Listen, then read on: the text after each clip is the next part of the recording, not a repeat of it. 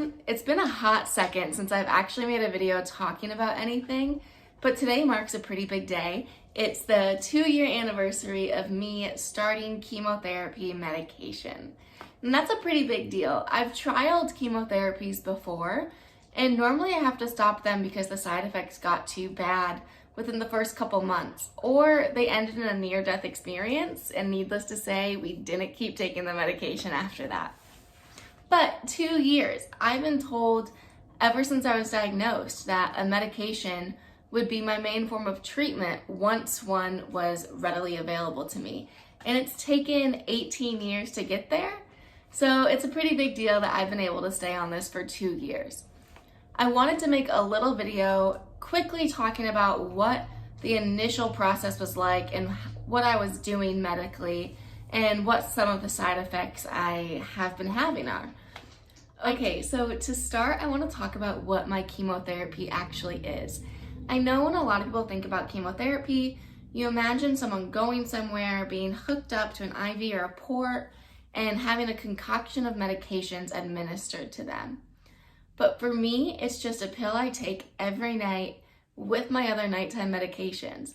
It gets delivered to my house and I take one pill every day at night, and that's my chemotherapy. To give everybody a little bit of background about what was going on in my life during that time leading up to starting chemotherapy, I had just moved to New York City to start a master's program, and I was still getting to know these doctors in Boston who were developing the protocol for my chemotherapy. I was getting a lot of testing done just so we could get a baseline of what my body was like, what my lab values were, what everything looked like on me, how everything functioned, so we could start documenting changes if we saw any on the chemotherapy, good or bad. And that required a lot of traveling to Boston, a lot of testing done at local hospitals, finding doctors to have in New York City.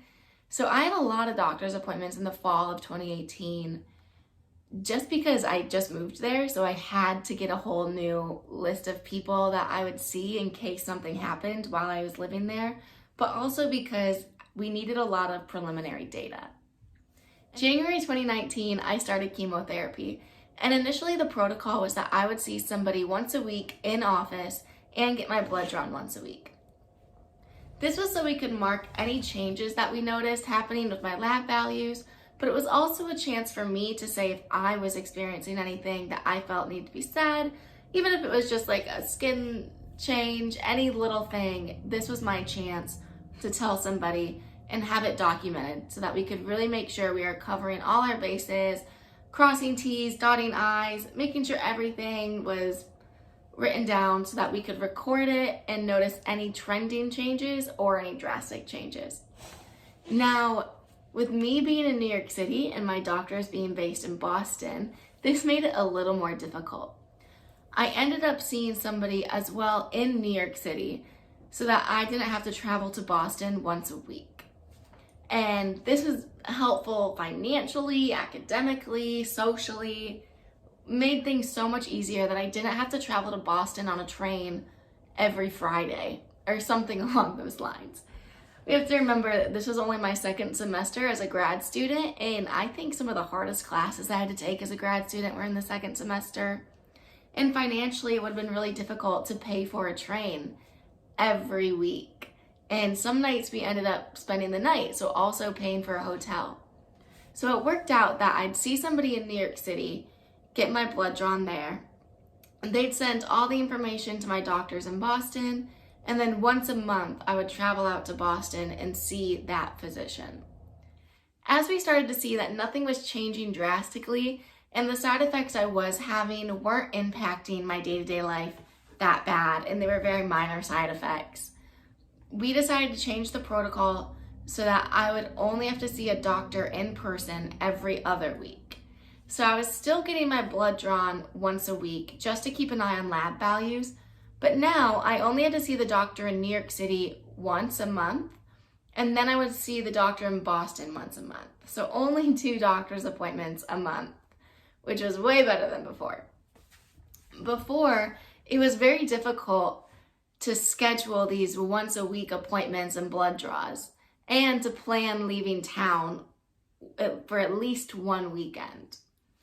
I had classes, I believe, 5 days a week during that time. So all the appointments I had to schedule had to be around class.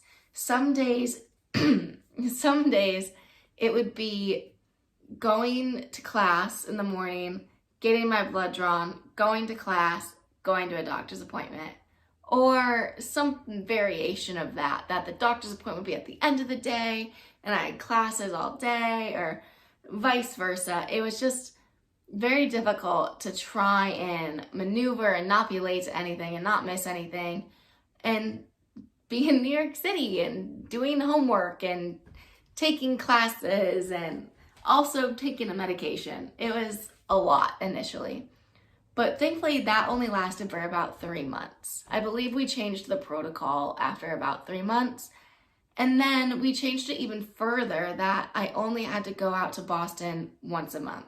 No doctor's appointments anywhere else unless something came up that I felt I needed to be seen.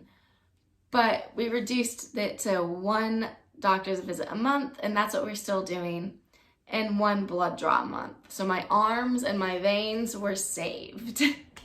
No longer getting poked at least 4 times a month. So side effects. The first side effect I really noticed was gastrointestinal sensitivity. I really had to change my diet because some of the things I was eating before just weren't sitting well with me anymore, would make me really sick or give me really bad stomach pains. And thankfully, after a few months, my body adapted to the medication, and that sort of evened out. There's still a few foods that I avoid because I know they won't sit well with me, but for the most part, I'm back to what my normal diet was before. Maybe a little bit healthier because I've learned some things on how to eat healthy and just have a healthy body, but thankfully, no more major gastrointestinal issues. I also started having bad acne, and that really persisted for the past 2 years, and I still have acne from this medication, but I've been seeing a lot of dermatologists and trying a lot of different things, and I think we finally got it under control and figured out what's going on with that boat. Another major side effect that I had was hair loss, and I've talked about this before in some of my writings and just some of my posts, but I started noticing my hair loss a few months into chemotherapy, and once I noticed it thinning, it wasn't too long before I noticed it really was becoming patchy, and even just the hair itself was becoming unhealthy. Now I needed to change what I was doing and how I was taking care of it because it was becoming really dry and brittle, as well as thinning and losing it. But now I've changed quite a few things. Obviously, I've cut my hair since starting chemo, but it's way healthier than it was those first few months of chemotherapy. Then there's the really random side effects that I've had from this. So like 6 months into chemotherapy, it was the summer of 2019, I would wake up almost every day with some sort of facial swelling. And facial swelling isn't that weird for me. With AVMs, I've had it every now and then, just my face swelling because of them. So the facial swelling wasn't that shocking, but it was almost every day. I would wake up with like swelling around my eyes or just anywhere on like my face would swell. But I'd apply some ice packs, drink some water, move around, and then it would go away by midday, or at least go down significantly by midday, that it never posed much of a problem. And we kept a close eye on it, of course, but it really seemed to resolve itself, and by the end of the summer, it was basically gone, and I still have that side effect every now and then, but nothing like I did that first summer I was on chemotherapy. Another one is my eczema. I have eczema on like both my arms, and this chemotherapy can really dry out your skin. And I was lotioning every day, and I still do, but it was really affecting my eczema and made it flare up.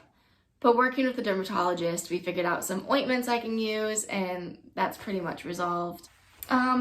Another random side effect I had was skin infections. So pretty early on, I started to get infections in my toes, which, like, I don't know if this is TMI for anybody, but it was kind of like an ingrown nail. I would get an infection in the corner of my toe, and we tried all sorts of ointments and treatments and things to make it better. But unfortunately, nothing worked, and it was causing me a lot of pain. I had to stop wearing a lot of different shoes. And if anybody knows me, you know that shoes are my heart and soul. And just behind this door over here, it's just floor to ceiling, like, shoes. I love shoes. So to only be limited to like 2 pairs of shoes that were comfortable was a little traumatizing for me. But this past year, I actually grossly had my toenails removed just to start back over from the beginning, clear any infection I had out in my feet. And now my toenails are mostly grown back. That was a fun little quarantine for me experience, was going to the podiatrist. But my toenails are mostly back now, and I'm wearing all the shoes I love around my house because I don't go out. And another one, speaking of skin infections, was my scalp. It gave me really dry scalp. So similar to that dry skin thing, my scalp was so dry. I had so many shampoos, and then I ended up getting a staph infection because my scalp was so itchy. I was always like scratching around at it and gave myself a staph infection. And now I use like 3 different shampoos to try and keep it under control and just keep my hair healthy. And that seems to be working for me. Finally got that under control. That was a fun thing I did last year. And I think that's all the side effects I can really think of right now. There's a lot, needless to say, me rambling about the different parts of my body. But I think this goes to show that chemotherapy is so unpredictable, and it's different for every person. And it's even different. It's different for the person taking it day to day, month to month, year to year. How I react to the medication now is way different than how I was reacting to it a year ago, which was way different than how I was reacting a year before that. So it changes while you're on it, which I guess is just part of the fun roller coaster of life. So thank you guys for watching. I hope it wasn't too long. I hope it was informative. I hope you enjoyed it. Hope it was interesting. That's sort of been my life for the past 2 years.